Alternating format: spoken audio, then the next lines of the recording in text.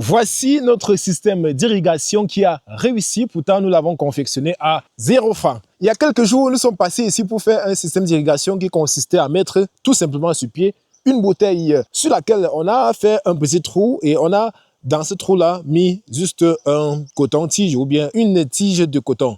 Donc cela permettait à ce que l'eau puisse sortir de la bouteille et tomber en gouttelettes sur la plante. Nous avons fait cela il y a cela 5 jours et nous avons mis sur une plante test ici. Donc 5 jours après, nous sommes revenus pour pouvoir confirmer les résultats et vous-même, vous allez voir ce qui s'est passé entre-temps sur cette plante. Donc, observez tout simplement. Voici le système en question qui a été confectionné il y a environ 5 jours. La bouteille avait été déjà perforée en haut là. Dans les commentaires, beaucoup ont demandé pourquoi est-ce qu'il y avait un trou en haut. J'avais omis de donner l'explication par rapport. Donc, on a mis le trou ici juste pour favoriser l'aération de cette bouteille-là. Voilà, parce que pour que l'eau puisse sortir de ce côté, il faut que l'air puisse entrer. Et du coup, ne pouvant pas laisser totalement la bouteille ouverte pour que l'eau ne coule pas de façon fluide, on a fermé là et on a mis le coton. Voilà, pour permettre tout simplement l'aération de la bouteille. Ok, donc en bas là, on avait mis un coton qui permettait à ce que l'eau puisse s'égoutter normalement, que les gouttelettes puissent tomber paisiblement. Et maintenant, à côté, on a mis ce système de paillage qui était en quelque sorte un système de protection de l'humidité, donc de notre eau, pour que après que les gouttelettes soient tombées, que le soleil ne vienne pas directement ramasser nos gouttelettes d'eau ou bien notre eau. Raison pour laquelle on a mis ce système. Et donc, aujourd'hui, nous allons vivre les résultats de l'expérience. On met d'abord le système à côté et regarder, avant de commencer, mais avant d'ouvrir même, regardez d'abord comment la plante se comporte. À côté de cette plante-là, vous allez voir son homologue. C'est vrai qu'avant de couper la vidéo, on vous disait qu'on allait mettre sa part des systèmes, mais sauf que après avoir coupé la vidéo, on a jugé qu'il était mieux de faire un autre essai. Et donc, lorsqu'on a mis le système ici avec la bouteille, c'était justement 1,5 litre. À ce niveau, on a juste versé la même quantité d'eau, c'est-à-dire 1,5 litre, pour pouvoir voir la différence entre l'eau tout simplement aspergée et l'eau laissée en gouttelettes pendant plusieurs jours. Et donc, on a laissé 1,5 litre ici qui s'est égoutté en plusieurs jours et on a versé 1,5 litre ici là en un jour et observé les résultats. Heureusement que nous sommes revenus parce que nous sommes au 5e jour, heureusement que nous sommes venus, sinon on devrait perdre totalement cette plante. Vous voyez comment la plante est là, vraiment amorphe. Donc si on ne venait pas aujourd'hui, on allait certainement la perdre. Mais puisque nous sommes arrivés, on va trouver un moyen de le sauver.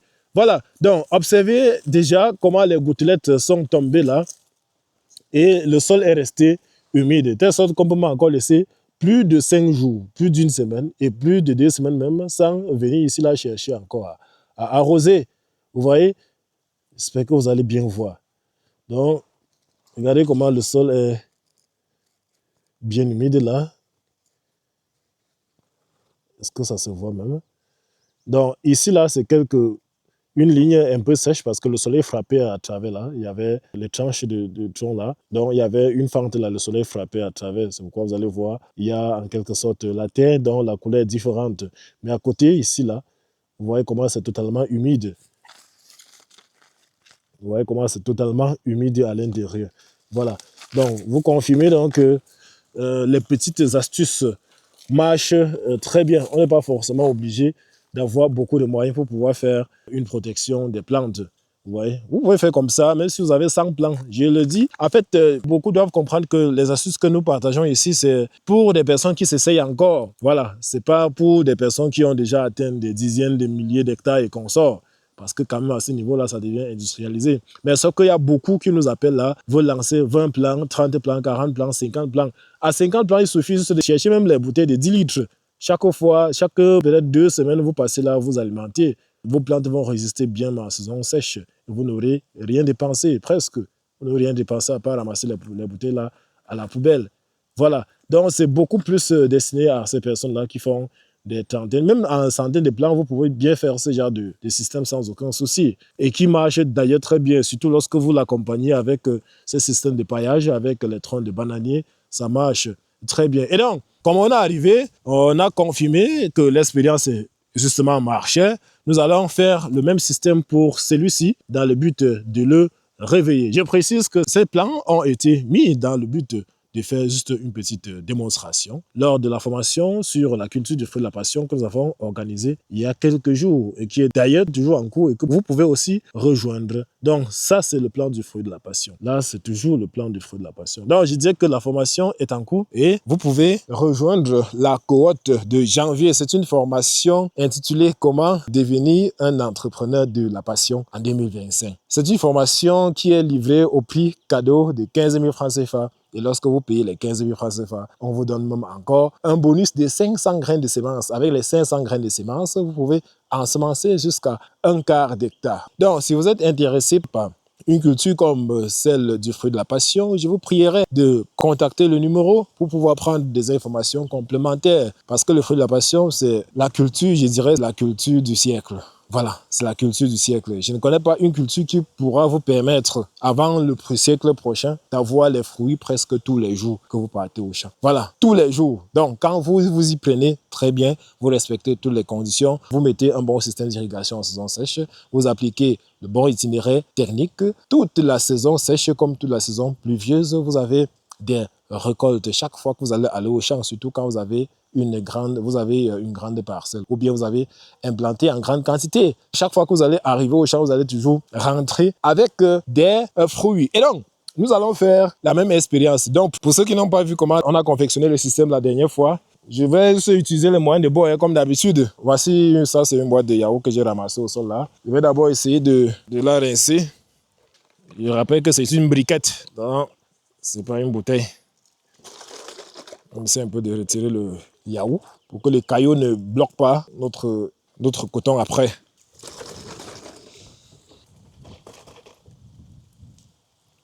Ok, donc confectionner le système, c'était simple. On avait juste pris une bouteille là, qu'on a utilisé une pointe. Voilà, une pointe là, de la taille d'une pointe de contreplaqué. Voilà, on a utilisé ça pour mettre juste un petit trou, pour mettre n'importe où, hein. Même à l'angle, il n'y a pas de souci.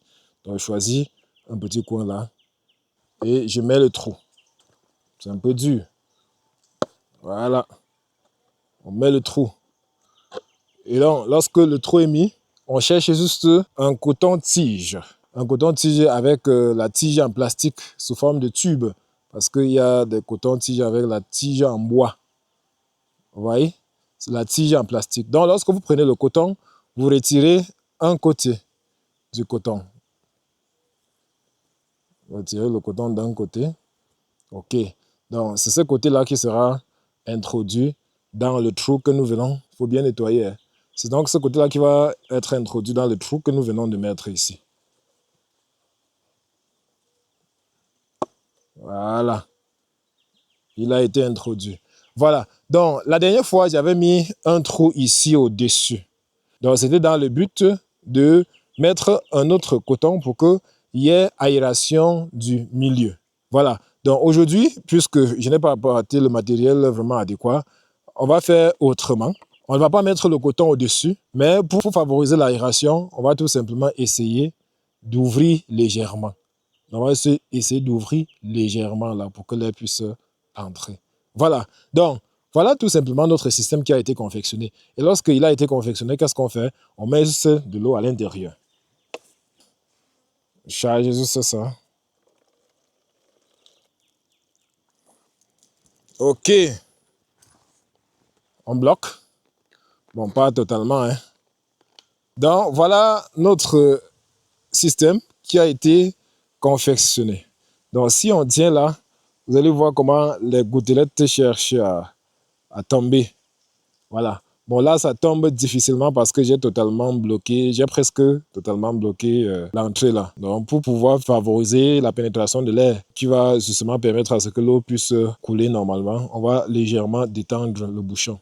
Voilà. Donc, une fois qu'on avait fait là, c'était simple. Voilà juste la plante et puis on trouve un moyen de le disposer.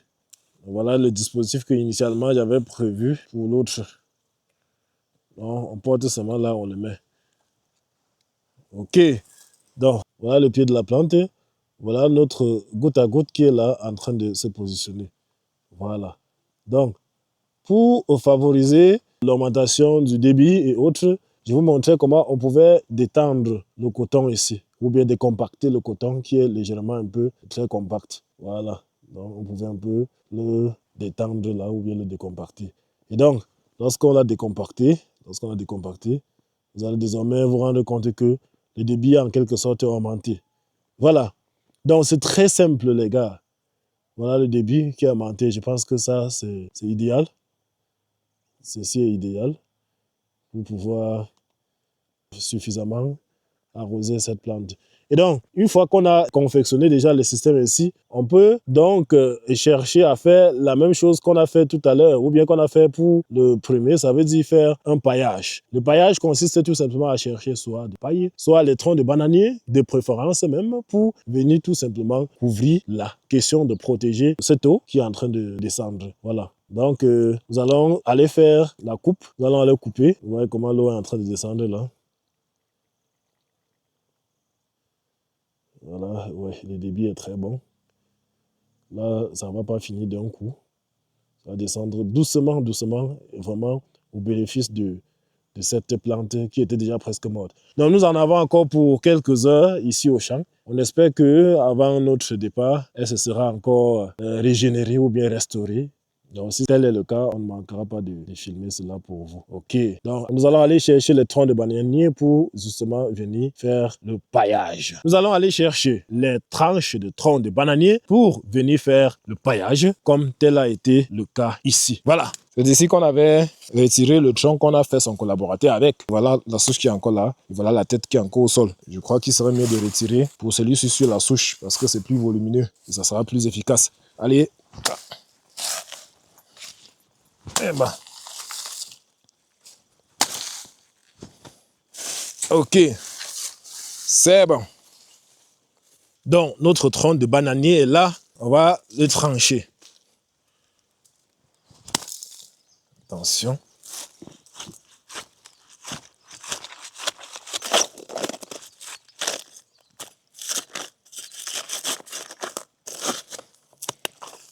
C'est toujours mieux de faire un maximum 3 tranches. Voilà. Donc, si le tronc n'est pas assez volumineux, il faudra faire 2 tranches. Là, pour être sûr que ça va résister à 100% durant toute la période de la sécheresse. Voilà.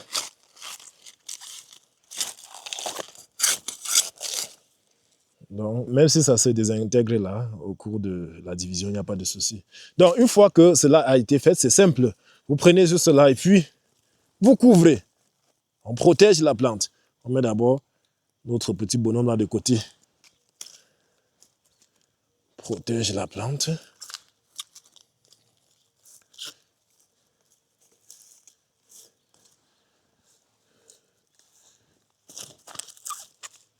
Bon, c'est mieux de mettre celui-ci d'abord.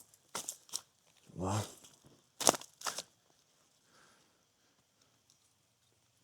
Le résidu là, on met là pour protéger le soleil que vous avez vu tout à l'heure, ça pénétrait à travers la fente là pour pouvoir brûler. Ok. Et ça fait aussi office de lit à notre petit bonhomme. Donc, une fois qu'on a fait là, on porte juste notre petit bonhomme là, on cherche une bonne position. Voilà, on cherche une bonne position là, on met. De telle sorte que ça puisse directement descendre au pied de la plante. Ok, le goutte à goutte est ainsi fait. Vous voyez comment le système se passe? Est-ce que vous allez voir comment les gouttelettes descendent? Ok, j'espère que ça se voit. Voilà les gouttelettes qui descendent là. Ouais. Voilà. Donc ça descend directement au pied de la plante. Oui. Ça descend directement au pied de la plante. Et lorsque cette eau descend, on est au moins sûr que ça va rester pendant au moins 2 semaines, même si on n'arrose pas. Et même plus, puisque ça sera totalement protégé par ce paillage-là qu'on vient de faire, qui est entre autres les tranches de troncs de bananier, qui, elles aussi, vont fournir une bonne quantité d'humidité ou bien une bonne quantité d'eau à notre plante au fur et à mesure qu'elles vont se désintégrer. Voilà, je tenais juste à partager cela avec vous. Et le petit bonhomme, puisque nous avons eu la chance de passer au champ aujourd'hui, ce que nous allons faire, c'est tout simplement le recharger. Voilà, très simple. On va le recharger là et le positionner et puis passer encore au champ de Joucon. Sera de passage pour peut-être une récolte de fruits. Voilà, donc c'est juste ça que vous allez de temps en temps passer faire. Attention, il faut un support là. Un support, c'est bon.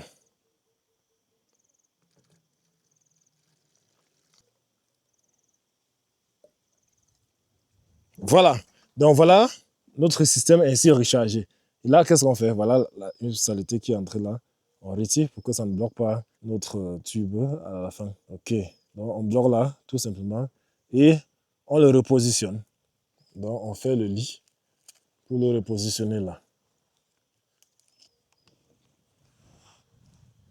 Ok, donc une fois que la bouteille a été positionnée, voilà, est-ce que vous allez voir?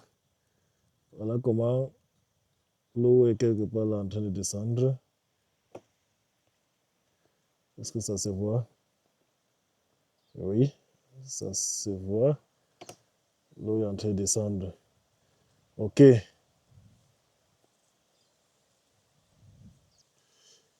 OK, donc les batteries de notre système étant rechargées, on va encore repasser ici dans quelques jours pour pouvoir recharger les batteries. Donc, abonnez-vous massivement sur la page si vous aimez les recettes comme celle-là. Et on se prend dans la prochaine capsule.